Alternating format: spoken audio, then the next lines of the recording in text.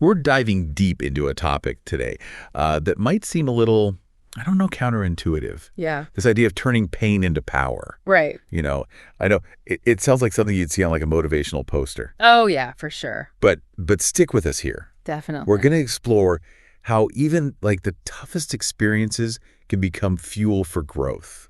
Mm-hmm. We're pulling wisdom from a bunch of different sources today. Yeah. Research articles, philosophical essays, even a biography or two. It's natural to kind of resist that idea at first. Yeah. I mean, we're wired to avoid pain. Right. To see it as this negative thing that we just need to get over. Yeah, just got to get past it. But what if... Yeah. What if pain isn't really the enemy? Oh, okay. What if it's actually a really powerful teacher? Okay, I'm intrigued. Albeit a kind of harsh one. Yeah, no kidding. But a teacher nonetheless. So how do we like shift our mindset then? Right. From seeing pain as something to just get over to like Yeah. a potential source of strength? That is the million-dollar question. Yeah. One key is recognizing that pain, while it is universal, it's temporary. Okay. Think of it like a seed, you know? Okay. It needs to be buried in the darkness before it can sprout and grow. That's a great analogy. Right. Yeah. It's about going through a process. So are you saying we should like just embrace the darkness and just wait for something good to happen? Not exactly, no. Okay. It's more about acknowledging the pain, not fighting it, Okay. not pretending it's not there. Right. Acceptance is the first step towards processing those difficult emotions. Right. And importantly, avoiding those unhealthy coping mechanisms, Okay. which we all have. So step one is acceptance. Okay. But that still doesn't really explain how we actually turn the pain into something positive. Yeah. How do we do that? That's where the real work begins. Okay. Think of it as a process, a journey with several stages. Our sources highlight 4 key steps. The first of which is, as we said, accepting the pain. Right. The next step, and this is where things get really interesting, Okay. is about finding the lesson hidden within the pain. Finding the lesson. Yes. But what if it just feels like pain? Like when J.K. Rowling was struggling to make ends meet as a single mom, Right. facing rejection after rejection for Harry Potter. Yeah. I mean, where's the lesson in that? Even in that struggle, which Rowling herself described as rock bottom, Wow. she found the strength to keep going, to refine her craft, and ultimately to create something truly magical. Yeah. I mean, her story really embodies the concept of resilience, that ability to bounce back from adversity. Yeah. And it's something we can all cultivate. So finding the lesson isn't necessarily about having some aha moment where everything suddenly makes sense. Exactly. It's more about developing that resilience, learning from the experience and becoming stronger because of it. Yes. But how do we actually do that? Well, there are a few strategies that our sources suggest. Okay. One is journaling. Simply writing down your thoughts and feelings can help you process the experience. Right. And identify patterns or insights you might have otherwise missed. Journaling can be really powerful. Yeah. I found that even just writing down like what happened, you know, Right. without judgment can help me start to untangle those messy emotions Absolutely. and gain some clarity. And another strategy is seeking feedback from others. Oh. Sometimes an outside perspective can help us see things in a new light. Yeah. And identify the lesson we might be too close to recognize ourselves. That's a good point. Yeah. It can be hard to be objective when you're like in the thick of it. Oh, absolutely. Having someone you trust who can listen without judgment Yeah. and offer honest feedback can be so valuable. And the key here is to be open to that feedback. Yeah. Even if it's not what you want to hear. Right. Remember, the goal is growth. And sometimes that requires us to confront uncomfortable truths about ourselves or the situation. Okay, so we've accepted the pain Right. and started to uncover the lesson within it. What's the next step in this pain to power transformation? The next step is about taking action. Okay. It's easy to get stuck in analysis paralysis, you know, Oh, yeah. overthinking the problem and feeling overwhelmed by the enormity of it all. For sure. Instead, focus on taking one small step forward. So it's not about trying to solve everything at once. Yeah. It's more about like breaking it down into manageable chunks and focusing on what you can control. Precisely. Okay. This is where setting realistic goals comes in. Right. Don't try to climb Mount Everest on your first day out. Yeah. Start with a walk around the block, then gradually increase the distance as you build strength and confidence. Makes sense. Right. Yeah. I like that. Small steps lead to big change They do. over time. Yeah. And it's about consistency too. like you were saying with the journaling and, making it a practice. It's a practice, not a one-time thing. Not a one and done. No. Okay, so we've got acceptance, Yes. finding the lesson, and taking action. Mm-hmm. These are like the first 3 steps. The foundation. Yeah, the foundation of turning pain into power. Exactly. But there's more to it, right? That's it. There's got to be more. There's a whole other layer we need to explore. I'm ready when you are. Let's do it. So instead of focusing on like the huge, overwhelming mountain of pain, we should be looking for like the little footholds. Yes. That can help us start climbing. Exactly. And each step, no matter how small, Right. builds momentum. Okay. And reinforces that feeling of progress. That makes a lot of sense. Yes. It's like that saying, the journey of 1,000 miles begins with a single step. Precisely. Yeah. And speaking of journeys, Okay. our sources highlight some incredible real-life examples of individuals who have taken this concept of turning pain into power to extraordinary levels. Oh, I'm all ears.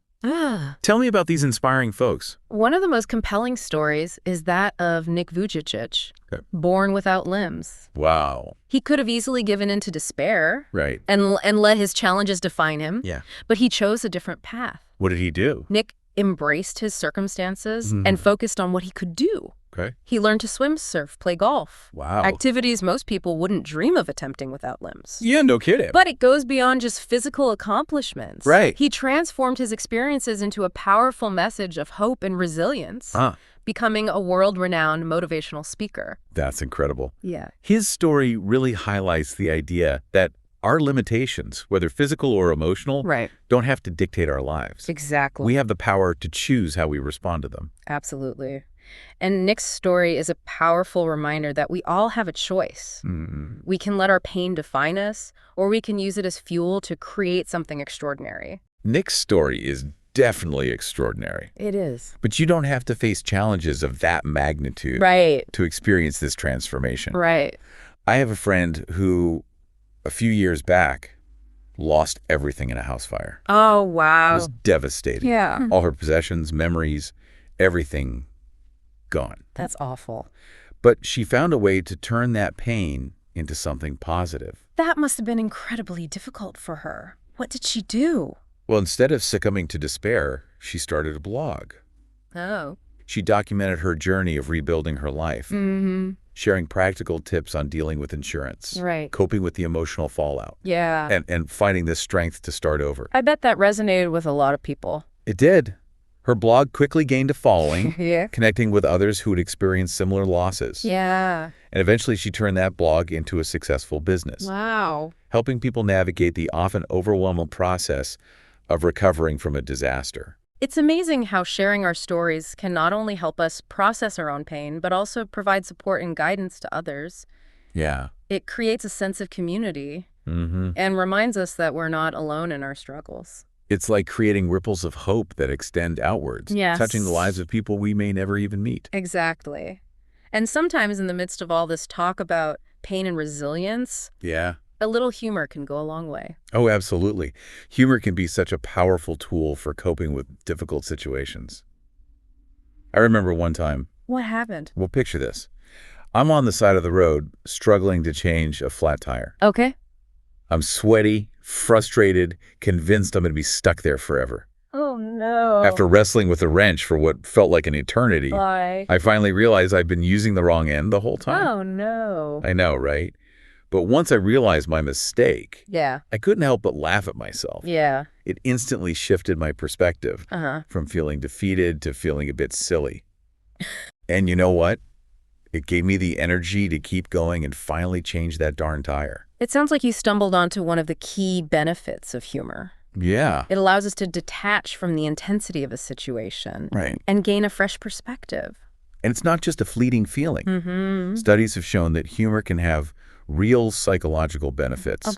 Reducing stress hormones, boosting our mood, and even strengthening our immune system. So laughter really is good medicine. It definitely is. And sometimes it's the best way to take the edge off a challenging situation and remind ourselves not to take things too seriously. So we've talked about accepting the pain, finding the lesson, taking action, and even using humor as a coping mechanism. But how do we maintain that momentum, especially when things get tough? Yeah. How do we move forward with strength and prevent ourselves from falling back into old patterns? That's the real challenge, isn't it? It is. Because even when we understand these concepts intellectually, putting them into practice in the messy reality of life is a whole other ballgame. It is. What can we do to build that resilience? Right. And make this a sustainable way of being? That's the key, isn't it? Yeah. It feels like building resilience is kind of like building a muscle.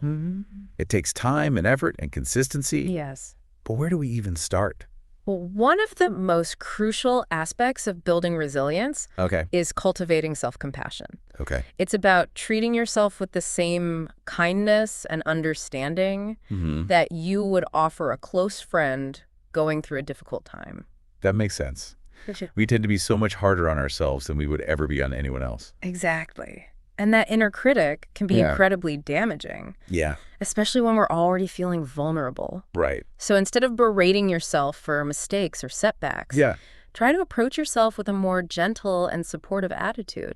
So it's about recognizing that setbacks are a natural part of the process. Yes. Not a sign of failure. Precisely.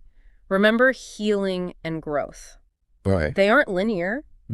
There will be ups and downs, moments of progress and moments of feeling stuck.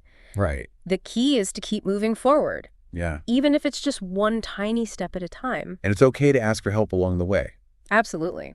In fact, seeking support from others is another crucial aspect of building resilience. Whether it's a therapist, a support group, or simply close friends and family. Yeah. Having a strong support system can make all the difference. That's like having a team of cheerleaders in your corner. Exactly. Reminding you of your strength and encouraging you to keep going. Yes. Even just knowing that someone is there to listen without judgment can be incredibly comforting and empowering. Exactly. Sharing your burdens, receiving encouragement, gaining different perspectives can provide invaluable support, especially during those times when you feel like giving up. And let's not forget the importance of celebrating those small victories along the way. Oh, absolutely. Each step forward, no matter how small, deserves to be acknowledged. Absolutely. Those small wins are what fuel our motivation and remind us that we're making progress. They reinforce the belief that we can overcome challenges and achieve our goals. As we wrap up this deep dive into turning pain into power, one image keeps coming to mind. Diamonds. Those brilliant, breathtaking gems are formed under intense pressure. That's a beautiful analogy. Yeah. It's a powerful reminder that sometimes the most beautiful and valuable things in life emerge from the darkest and most challenging experiences. Just like a diamond needs that intense heat and pressure to transform from ordinary carbon into something extraordinary.